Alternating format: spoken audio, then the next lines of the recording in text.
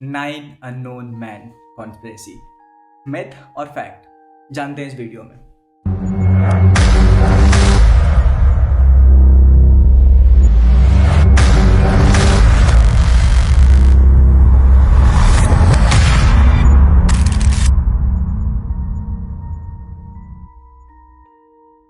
Hello everyone, welcome back to our podcast my night the man show. This is Suman Bhattacharya और आज हम बात करने वाले हैं हमारे एक इंडियंस कॉन्स्पिरेसी थ्योरी पे।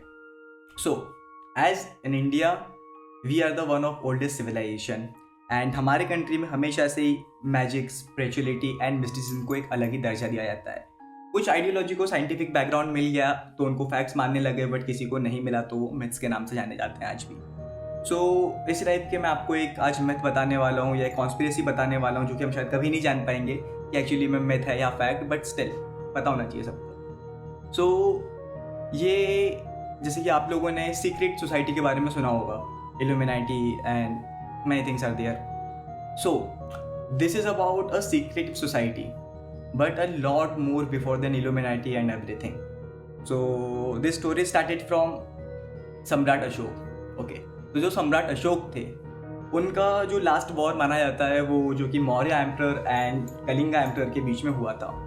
And as every wars result वहाँ पे बहुत ज़्यादा ही खून एंड एवरीथिंग सब कुछ हो गया था। उसका जो आफ्टर मैथ था वो बहुत ही ख़राब हुआ था। एंड सम्राट अशोका ने उस आफ्टर मैथ को देखने के बाद, जो कि हमने पढ़ा भी है मे भी शायद हमारे हिस्ट्री में, कि अशोक का हृदय परिवर्तन हुआ था। जो अशोक का हृदय परिवर्तन था वो उसके आफ्टर मैथ को देख के हुआ था, जिसमें कि बहुत लोगों की जान गई थी, उनके फैमिलीज रो रहे थे एंड एवरीथिंग। उसके बाद सम्राट अशोका ने बुद्धिज्म को एक्सेप्ट कर लिया एंड वो पीस वाली राह पे चले गए। बट कहानियाँ ख़त्म नहीं होती है। उनने बुद्धिज्म को एक्सेप्ट किया एंड साथ में उनने 9 स्कॉलर के साथ एक सीक्रेटिव सोसाइटी बनाई, जिस सोसाइटी का काम ये था उनको 9 अलग ऑब्जेक्टिव्स पे रिसर्च करना था एंड उनका जो भी उनकी फील्ड है उस पर स्टडी करनी है, रिसर्च करनी है। जिसमें से जो टॉप फील्ड्स है जो कि माना जाता है वहाँ पे अभी फर्स्ट मैं बता देता हूँ आपको। Okay, propaganda, physiology, microbiology, Alchemy, communication, gravity, cosmology, light, sociology. This were the 9 objectives जिनको उन 9 मेंस को जिन पे रिसर्च करनी थी।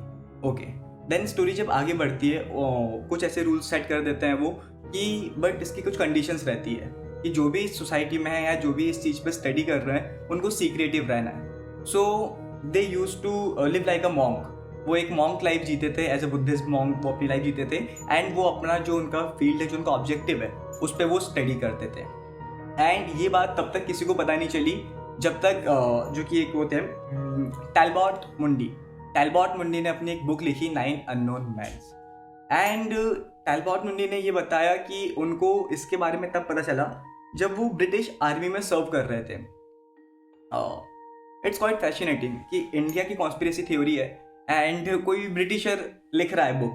सो उनने ऐसा बताया कि उनको इसके बारे में तब ऐसे पता चला कि उनकी जो पूरी रिसर्च है वो सम्राट अशोक पे बेस्ड रही है। उनके एम्परर से उनके स्क्रिप्चुअल्स मिले हैं उनको, जो कि एक इंसान का काम नहीं था। एंड उनको जैसा लगा कि उसके अकॉर्डिंगली अगर ऐसा था तो ये आज भी चलता आ रहा है। और ऐसे बना दिए उनने रूल्स कि इसके जो सक्सेस मतलब जैसे कि इनकेस जो 9 मैंस हैं, एक टाइम पे सीक्रेट सोसाइटी में सिर्फ 9 मैंस ही होंगे, ना एक भी ज़्यादा होगा ना एक भी कम होगा। एंड इनकेस 9 में से कोई भी अगर एक रिटायर होता है या डेथ होती है तो उनके जो सक्सेसर है वो स्टडी को कंटिन्यू करेंगे एंड रिसर्च को आगे बढ़ाएंगे। Okay, so why 9? This is a interesting question. So as Hindu Indian mythology में 9 is a significant number because जैसे कि अपन अगर देख लें तो अपने यहाँ पे नवग्रह हैं, अपन नवग्रह मानते हैं, अपन नवरात्रि सेलिब्रेट करते हैं, अपन 9 यूनिवर्सल एलिमेंट्स मानते हैं as Hindu philosophy. And 9 is a good number. Even पुराने ज़माने में राजा लोग भी नवरत्न रखते थे। So 9 is good number. I don't know the exact reason but yes, 9 is a good number. So they had 9 objectives, they had 9 men and they started doing this. Okay, after some time 2 authors came, 2 writers थे जिनने एक और book लिखी जिसका नाम था 9 magicians. Story में क्या होता है कि बहुत पहले लाइक 1950s समथिंग पे ऐसा होता है कि जिनने बुक लिखी वो बताते हैं वो इंडिया आए थे एंड वो इंडिया आके उन 9 अननोन मैन से मिले थे एंड वो एक डॉल इंडिया से अपनी जगह पे लेके गए थे और वो जो डॉल थी वो उनको आंसर करती थी just like yes and no पे। वो उनसे कुछ भी पूछते थे वो उस चीज़ का यस या नो में आंसर देती थी। एंड जब उन्होंने उनसे ये पूछा कि मैं तुम्हारे बारे में सबको बता रहा हूँ, पब्लिकली बताने वाला हूँ, तो नेक्स्ट डे उस आदमी की डेथ हो चुकी थी। एंड उसके बाद जब रिसर्च करने पे इस पर पता चला तो वो जो डॉल थी वो प्रोग्राम थी जस्ट लाइक आजकल अपन प्रोग्रामिंग यूज़ करते हैं software AI। So that was the first AI। Okay, so उसके बाद भी ऐसे कि काफ़ी कुछ वो मतलब जो फर्स्ट प्रोग्राम था कह सकते हैं वो जो डॉल थी वो फर्स्ट प्रोग्राम्ड डॉल थी। एंड ऐसे ही उसके बाद बहुत सारी स्टोरीज आती रही। एंड एक और स्टोरी फिर Alexandra. So Alexandra was one of the scientist और was the scientist who gave the vaccination of cholera। Yes, जब कोलेरा अपनी पीक पे थे उस टाइम पे जो अलेक्जेंड्रा थे उनने इसका वैक्सीनेशन फाउंड किया था। एंड अकॉर्डिंग टू अलेक्जेंड्रा वो ये कहते हैं कि उस टाइम पे वो इंडिया आए थे, वो 9 अननोन मैन से मिले थे एंड उनने ही उनको इसका वैक्सीनेशन बनाने का जो भी मेथड है, जो फॉर्मूला है, उनने दिया था। तो क्या लगता है आपको इस बारे में? एंड इसको अगर अपन और आगे लेके आए तो जो हमारे काफ़ी फेमस साइंटिस्ट हैं उनको भी, जैसे कि डॉक्टर जगदीश चंद्र बसु के बारे में हम सब जानते हैं, उनको वन ऑफ द रिप्रेजेंटेटिव कहा जाता है उस सीक्रेटिव सोसाइटी का। एंड सिर्फ वही नहीं, अगर अपन आगे और जाए तो Isaac Newton, APJ Abdul Kalam and many more, जिनने सिर्फ उस नॉलेज का एक स्निपेट यूज़ किया वर्ल्ड में थोड़े चेंजेस लाने के लिए।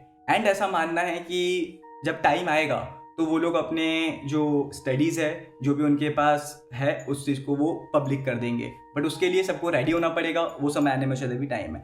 अब ये सच है या झूठ ये तो हमें नहीं पता, but this is the story.